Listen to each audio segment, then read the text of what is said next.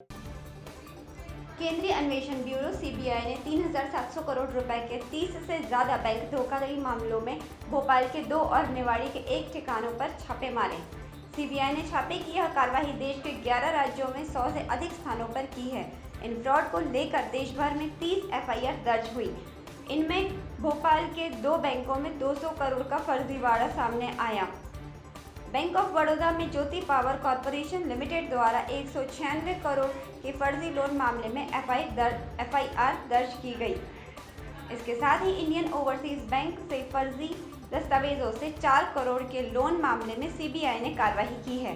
CBI सूत्रों के मुताबिक भोपाल के बैंक ऑफ बड़ौदा से ज्योति पावर कॉरपोरेशन लिमिटेड के संचालक कमलेश और संजय निमानी ने 196 करोड़ रुपए का लोन लिया था। इसके दस्तावेजों की जांच के बाद सीबीआई ने अहमदाबाद में 4 और राजकोट में 1 ठिकाने पर छापामारी की। वहीं इंडियन ओवरसीज बैंक से सत्यपाल सिंह भदौरिया की कंपनी ने प्रॉपर्टी के फर्जी दस्तावेजों के आधार पर 4 करोड़ का लोन लिया था। इंडियन ओवरसीज बैंक ने सीबीआई से इसकी शिकायत की थी।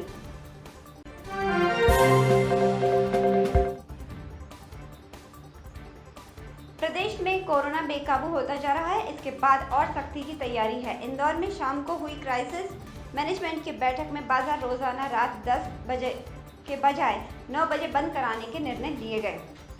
सार्वजनिक रूप से होलिका दहन भी नहीं किया जा सकेगा। धर्मस्थल भी आगामी आदेश तक बंद रहेंगे। सिर्फ पुजारियों को ही पूजा करने की छूट दी गई है। संडे लॉकडाउन के साथ होली के दिन आवाजाही पर भी प्रतिबंध रहेगा। इधर नाइट कर्फ्यू को देखते हुए भोपाल शहर में रविवार रात की बजाय सोमवार सुबह 6:15 होलिका दहन होगा। यह निर्णय भोपाल के हिंदू उत्सव समिति ने लिया है। ऐसा पहली बार होगा जब भोपाल में होलिका दहन रात की बजाय सुबह किया जाए। भोपाल क्राइसिस मैनेजमेंट कमेटी ने त्योहारों पर कोरोना गाइडलाइन को लेकर चर्चा की। इसमें होली, शब बारात आदि पर मंत्रणा की। रात 10 बजे के बजाय बाजार को 8 बजे से बंद कराने के मुद्दे पर चर्चा हुई, लेकिन अंतिम फैसला नहीं हो सका। इसे लेकर पुनः चर्चा की जाएगी। इसकी पुष्टि भोपाल के कलेक्टर ने की।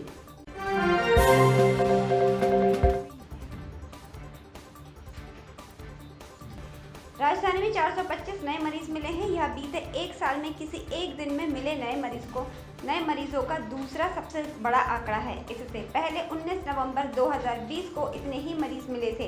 यहाँ एक सप्ताह से 300 से ज़्यादा मरीज मिल रहे हैं। जिला क्राइसिस मैनेजमेंट की बैठक में फैसला लिया गया है कि जिस इलाके में 5 से ज़्यादा केस होंगे वहाँ माइक्रो कंटेनमेंट क्षेत्र बनेगा। नाइट कर्फ्यू में भी रात 10 की जगह रात 8 बजे करने का फैसला होगा। राजधानी में ज़्यादातर स्विमिंग पूल, सिनेमाघर बंद रखे गए। 90% रेस्तरां भी दोपहर बाद से बैठकर खाने की व्यवस्था बंद रखी गई। कलेक्टर अविनाश लवानिया ने बताया कि सरकार की नई गाइडलाइन सख्ती से लागू कराया गया। ये अगले आदेश तक जारी रहेगा।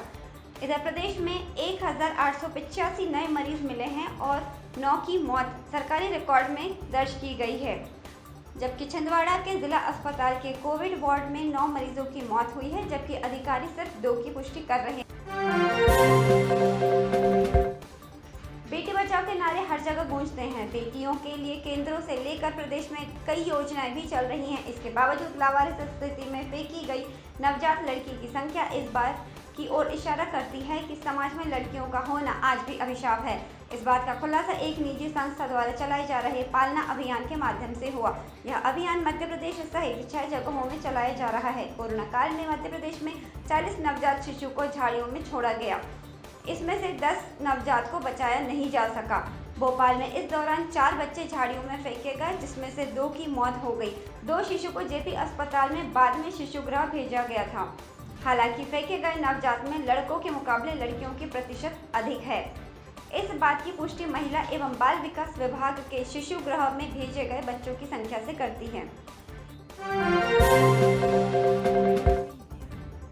मध्य प्रदेश नगरपालिका विधि संशोधन विधेयक 2021 में अवैध कॉलोनियां बनाने वालों को रोकने के साथ ही वैध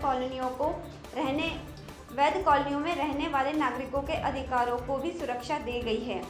वैध कॉलोनियों को लेकर इसमें 2 प्रावधान किए गए हैं। पहला, यदि कॉलोनाइजर ने कॉलोनी पहला, यदि कॉलोनाइजर ने कॉलोनी में किसी तरह का विकास कार्य या सड़क अधूरी छोड़ी है तो उस कॉलोनी में पड़े कॉलोनाइजर के खाली प्लॉट को मॉर्टगेज करके मिलने वाली राशि से यह कार्य पूरा होगा या राजस्व नियमों के तहत राशि की वसूली होगी। और दूसरा, कॉलोनाइजर ने मंजूर लेआउट का यदि उल्लंघन किया तो उसके खिलाफ FIR दर्ज होगी, 7 साल तक सजा और 10 लाख रुपए जुर्माना होगा।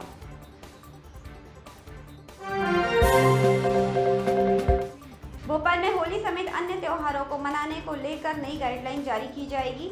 इसके लिए कलेक्टर की क्राइसिस मैनेजमेंट के साथ अहम बैठक हुई। हालांकि इससे पहले अधिक संक्रमित जगहों को चिन्हित कर उन्हें कंटेमिनेटेड जोन बनाए जाने की तैयारी कर ली गई थी। कंटेमिनेटेड जोन बनाने के बाद यहां पर सभी तरह की गतिविधियां बंद हो गई। हालांकि यहां पर कितनी सख्ती करना होगा इस पर भी निर्णय लिया गया। इसमें शब बारात को लेकर भी धर्मगुरुओं से चर्चा कर निर्णय लिया गया, जो इस प्रकार है। दुकानों के खुलने और बंद होने के समय में कुछ और कटौती की गई है। एक जगह या कार्यक्रमों में लोगों की संख्या को और कम किया जा सकता है। सोशल डिस्टेंसिंग और मास्क आदि पर फिर से सख्ती से शुरू की गई। खेलकूद और अन्य कार्यक्रमों पर रोक लगा दी गई है। रोको टोको अभियान के साथ ही कोरोना टेस्ट की गति बढ़ाने पर जोर रहा। साप्ताहिक हाट बाजार पर भी निर्णय किया गया। पिंड में 10 साल की बेटी ने पिता के खिलाफ मारपीट और प्रताड़ित करने की शिकायत की है। पिता ने बस स्टैंड पर उसकी पिटाई की थी।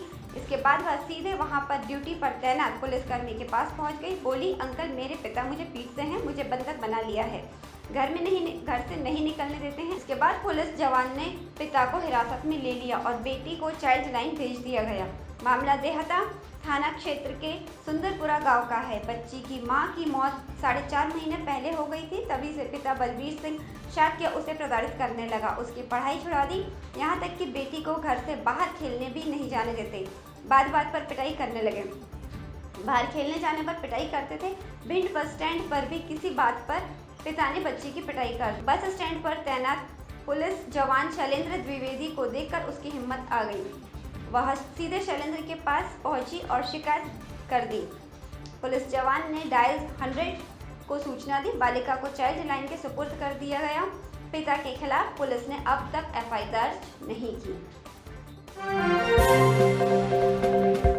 IIT इंदौर ने 12 वर्षों की रिसर्च के बाद ब्लड कैंसर के इलाज के लिए नई दवा की खोज की है। यह दवा मौजूदा दवा के मुकाबले कम खर्च और बिना साइड इफेक्ट के लोगों को कैंसर से लड़ने की मदद करेगी। मुंबई के टाटा मेमोरियल हॉस्पिटल में जल्द ही इसका क्लिनिकल ट्रायल शुरू होने जा रहा है। ड्रग का नाम पायरिजिनस M एस्पायर है। प्रोटीन इंजीनियरिंग की मदद से खोजी गई यह ड्रग एक्यूट लिम्फोब्लास्टिक ल्यूकोमीनिया, एक तरह का ब्लड कैंसर के इलाज में सहायक होगी। ल्यूकेमिया एक तरह का ब्लड कैंसर है जिसके पीड़ितों में बच्चों की संख्या 1/4 होती है। IIT द्वारा तैयार ड्रग ठीक होकर वापस बीमारी की पकड़ में आने वाले मरीजों को भी इससे फायदा होगा। दवाई बनाने के लिए वर्तमान में उपयोग किए जा रहे एस्पैरागिनस के कारण मरीजों को एलर्जी और न्यूरोटॉक्सिसिटी की समस्या होती है, जिसके कारण अग्नाशय, यकृत और प्लीहा सहित दूसरे अंगों में अति संवेदनशीलता और विषाक्तता बढ़ती है। एस्पैरागिनस की विषाक्तता के कारण दोबारा बीमारी की गिरफ्त में आए मरीजों पर अत्यंत बुरा प्रभाव पड़ता है। जेपी अस्पताल के कोरोना वार्ड में लापरवाही जारी है। ये स्थिति तब है जब 3 दिन पहले ही कोरोना वार्ड में भर्ती होमगार्ड जवान का शव टॉयलेट में पड़ा मिला। आलम यह है कि कोरोना के ICU वार्ड में मरीजों के परिजन दिन भर आना जाना कर रहे हैं। लापरवाही का आलम यहाँ है कि मरीज को बिना किसी प्रोटोकॉल के डिस्चार्ज भी किया जा रहा है। साई बाबा नगर निवासी नारायण की पत्नी ने 20 मार्च को बेटे को जन्म दिया था। कोरोना जांच में पत्नी को पॉजिटिव बताया और कोरोना वार्ड में भर्ती कराया गया, लेकिन नारायण ने यह कहकर पत्नी को भर्ती नहीं कराया कि उसके पास घर में सभी व्यवस्थाएं हैं। वे पत्नी और नवजात को अपने साथ घर ले गए। जिम्मेदारों ने उन्हें घर जाने की इजाज़त भी दे दी, लेकिन नवजात की कोरोना जांच तक नहीं की। खुद नारायण और उसके परिवार की एक महिला कोरोना संक्रमित को लेकर जेपी अस्पताल में घूमते नजर आए। बारिश और ओले गिरने के कारण 3 दिन से शहरवासियों को दिन में गर्मी से राहत है। अधिकतम तापमान में गिरावट आई है। इसके कारण उत्तर पश्चिमी हवा चलना है। हालांकि एक नया पश्चिमी विक्षोभ सक्रिय हो रहा है, इससे पश्चिमी हवा आएंगी। राजस्थान से आने वाली गर्म हवा के चलते रात के साथ दिन का पारा भी चढ़ेगा।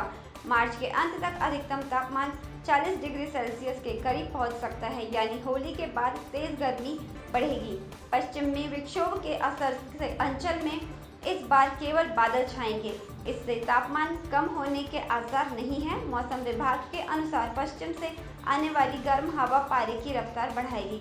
अधिकतम तापमान 0.8 डिग्री गिरावट के साथ 32.9 डिग्री दर्ज किया गया। साथ ही दिन में बिखरे बिखरे बादल भी छाए रहे। वेद प्रकाश सिंह, वरिष्ठ मौसम वैज्ञानिक, ने बताया कि नया पश्चिमी विक्षोभ अंचल में सक्रिय हो गया है। इससे अंचल में ज़्यादा असर नहीं होगा। हवा का रुख बदलकर पश्चिमी हो जाएगा। इससे दिन रात का तापमान बढ़ेगा।